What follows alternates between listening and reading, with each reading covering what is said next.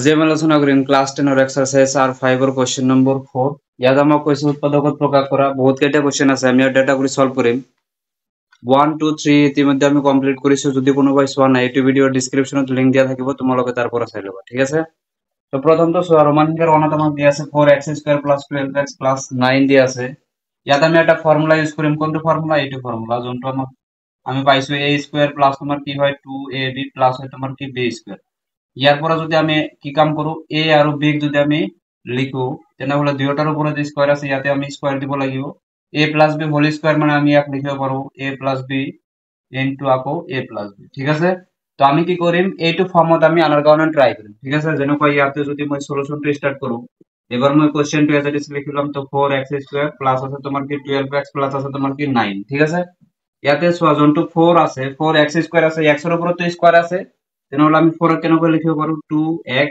আৰু whole square আমি লিখিব পাৰো ঠিক আছে এটো যদি আমি মাল্টিপল কৰো এক্সাক্ট ভ্যালু আমি কি পাম 4x² ঠিক আছে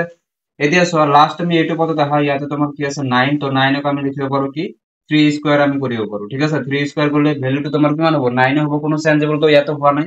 এতিয়া চোৱা মাজৰ টাৰ্মটো আমি কি কৰিম এই ফৰ্মুলাৰ এইটো আমি ইউজ কৰিম 2 * a দ্যাট মিন্স 2 তোমাৰ ফৰ্মুলাৰ পৰা আহিল a মানে তোমাৰ কিমান দি আছে 2x * b মানে তোমাৰ কাৰণে ইয়াত কিমান হৈ আছে 3 ঠিক আছে ইয়াতে সো আমি কি কৰিম এইটো a এইটো হল কি আমাৰ b গতিকে আমি লিখিম কি 2x + 3 আৰু ওপৰত কি দিম দুয়োটাৰ ওপৰত স্কয়াৰ আছে গতিকে হোল স্কয়াৰ আহিব তো ইয়াৰ পৰা আমি কি লিখিম এবাৰ আমি এক দুবাৰ লিখিম ঠিক আছে তো 2x + 3 আকৌ লিখিম আমি কি ইনটু দি 2x + 3 যোনটো আমাৰ ফৰ্মটো কোনটোৰ ওপৰত আহিল এইটো তো এটা আমাৰ কাৰণে কি হ'ব ফাইনাল आंसर হ'ব ঠিক আছে নিশ্চয় বুজি পাইছা তো সো রোমান সংখ্যা 2 2 লৈছো ইয়াতে আমাক দিয়া আছে কি 25m² + 30m + দিয়া আছে তোমাক কিমান 9 দিয়া আছে গতিকে এইটো ফর্মতে আছে গতিকে আমি এইটো ফর্মুলা ইউজ কৰি আমি কৰিম ঠিক আছে তো ইয়াতে আমি লিখিব পাৰিম কি এবাৰ কোৱেশ্চনটো আজি লিখিলো 25m² + 30m + দিয়া আছে তোমাক 9 এতিয়া চোৱা 25 ক আমি কেনেকৈ লিখিব পাৰো 5 আৰু m ওপৰত তুমি কি কৰা ব্ৰেকেট দি হোল স্কয়াৰ মাৰি দিয়া তো এইটো মাল্টিপল কৰিলে এইটো ভ্যালু পাবা আৰু ইফালে আছে 3 9 আছে গতিকে ইয়াক আমি লিখিম কি 3² ঠিক আছে এতিয়া ফর্মুলা 2ab ইউজ কৰি দিয়া তো 2 * a মানে কিমান 5m আৰু b মানে কিমান হৈ আছে এই ক্ষেত্ৰত 3 হৈ আছে গতিকে আমি কি লিখিম 5m প্লাস লিখিম কি 3 হোল স্কয়ার ঠিক আছে ইয়াৰ পৰা আমি কি পাম ইয়াকে আমি দুবাৰ লিখি দিম তো 5m + 3 ইনটু 5m প্লাস কি লিখিম আমি 3 লিখিম তো এটা আমাৰ কাৰণে কি হ'ব ফাইনাল आंसर হ'ব স্ক্ৰিনশট মাৰি ল'বা ধুনীয়া কৰি তো সো ৰোমান সংখ্যাৰ 3 টো সো ৰোমান সংখ্যাৰ 3 টো তোমাক দিয়া আছে x² -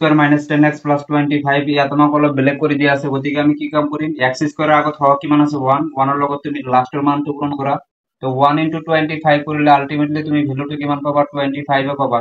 25 ক তুমি এনেকৈ ব্রেক ডাউন কৰা যাতে মাল্টিপল কৰি তুমি 25 কৰা আৰু প্লাস মাইনাস কৰি যাতে তুমি কিমান পোৱা -10x পোৱা গতিকে 5 আৰু 5 আছে এনেকুৱা ডিজিট তো 5 * 5 কৰিলে 25 আৰু এই দুয়োটা প্লাস কৰিলে তুমি কিমান পাবা 10 পাবা গতিকে 10 ৰ আগত কি আছে মাইনাস গতিকে দুয়োটাৰ 5 ৰ আগতে কি আহিব -n আহিব আৰু মাজত আমি প্লাস দিব লাগিব x আছে তো দুয়োটা 5 তে আমি x লিখিব লাগিব ঠিক আছে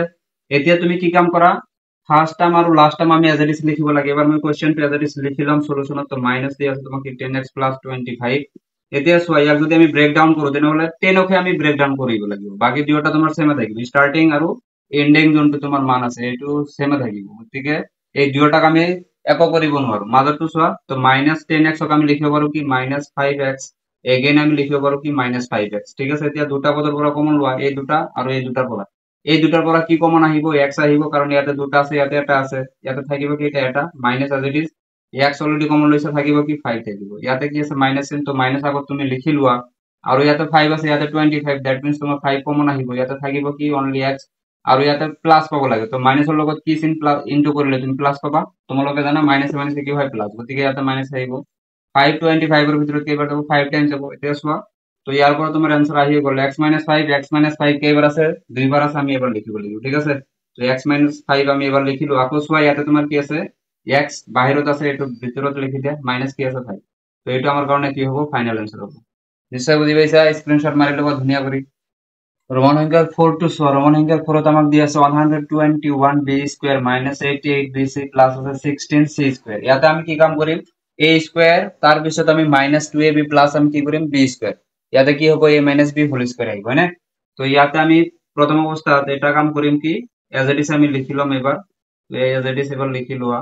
bc প্লাস তোমাৰ হ'ব কি 16c² তো ইয়াতে তোমাৰ কি হ'ব এটোক আমি কেনেকৈ লিখিব পাৰো 11 এক গুণ তো 11 গুণ কিমান হয় 121 হয়, গতিকে 11 লিখি দিয়া আৰু b আছে তো b as it is লিখা ইয়াতে স্কয়াৰ মাৰি দিয়া, ঠিক আছে। লাষ্টত তোমাৰ কি আছে 16 c স্কয়াৰ, তো 16 ক আমি লিখিব পাৰো 4 আৰু c তুমি as it is লিখা তো c স্কয়াৰ কৰি দিয়া। ইয়াতে কি আহিব মাইনাস আহিব আৰু ইয়াতে তুমি চোৱা তোমাৰ কি হৈ আছে 2 into a মানে কিমান 11 into b হৈ আছে আৰু তোমাৰ b মানে কিমান হৈ আছে এই ক্ষেত্ৰত 4c, ঠিক আছে। এতিয়া তুমি ইয়াৰ পৰা কি কাম কৰা এই প্ৰথম পদটো লিখা আৰু লাষ্ট পদটো লিখা, কিন্তু মাজত কি আহিব এবাৰ মাইনাস চিন আহিব, গতিকে 4c হোল স্কয়াৰ কৰি দিয়া। এইবাৰ তুমি ইয়াক কি কৰা দুইবাৰ লিখি দিয়া তোমাৰ কাম শেষ। গতিকে 11b মাইনাস তোমাৰ কি 4c এগেইন দিয়া আকৌ লিখা তোমাৰ 11b মাইনাস তোমাৰ কি হ'ব 4c। এটা আমাৰ কাৰণে কি হ'ব ফাইনাল আনসার। তো সো আর রোমান সংখ্যার 5 তো আমাক দিয়া আছে কি 9p square minus 16q square, গতিকে ইয়াক আমি কি কৰিম এইটো ফর্মত আছে সোয়া a স্কয়ার মাইনাস তোমার কি b স্কয়ার, ইয়াক যদি আমি লিখো কি হ'ব a প্লাস b ইনটু তোমার কি হয় a মাইনাস b, ঠিক আছে। এইটো ফর্মত আমি লিখিব লাগিব। এতিয়া সোয়া এইটোক আমি এবাৰ এজ ইট ইজ লিখি লম 9p স্কয়ার মাইনাস তোমাক দিয়া আছে 16q স্কয়ার, 9p স্কয়ারক আমি লিখিব পাৰো 3p হোল স্কয়াৰ লিখিব পাৰো মাইনাস এজ ইট ইজ আৰু 16q স্কয়াৰক আমি লিখিব পাৰো 4q হোল স্কয়াৰ, ঠিক আছে। ইয়াতে চোৱা এইটো a এইটো তোমাৰ কাৰণে কি হৈ গল b, গতিকে আমি a square minus b square মানে কি এইটো ফর্মুলাটো লিখি দিয়া a মানে কি 3b প্লাস এবাৰ লিখা b মানে কিমান 4q আকৌ এবাৰ লিখা a মানে কিমান 3b মাইনাস হ'ব তোমাৰ কি 4q। তো এটা আমাৰ কাৰণে কি হ'ব ফাইনাল আনসাৰ।